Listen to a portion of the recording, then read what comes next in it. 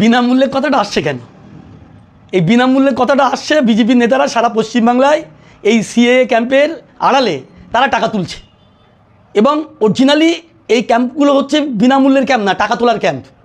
এবং আমাদের স্বরূপনগরে আমাদের একটা ব্যানার চোখে পড়লো যে এখানে লিখছে যে বিনামূল্যে সিএএ ক্যাম্প, এবং এর যিনি লিখছেন বা যার নাম ওখানে দেওয়া হচ্ছে তিনি গত বিধানসভা নির্বাচনে স্বরূপনগর থেকে বিপুল ভোটে পরাজিত হয়ে তিনি স্বরূপনগরের বাইরে চলে গিয়েছিলেন। আবার আগামী 2-3 মাস আছে বিধানসভা ভোট। সুতরাং এই একটা ব্যানার ছাপিয়ে একটা ক্যাম্প করে তিনি স্বরূপনগরে আবার ঢোকার চেষ্টা করছেন। স্বরূপনগরের মানুষ তাকে অনেক আগে রিজেক্ট করেছে, এবং এই বিনামূল্যের ক্যাম্পের আড়ালে পিছনে একটা ব্যাপক টাকার লেনদেন হচ্ছে নাগরিকত্ব দেওয়ার নাম করে। সিএতে আবেদন করা মানেই সে নাগরিক নয়। যে নাগরিক নয় সে গত ইলেকশনে ভোট দিল কীভাবে? তো আমরা বলবো যে বিজেপির এটা বুজরুকি।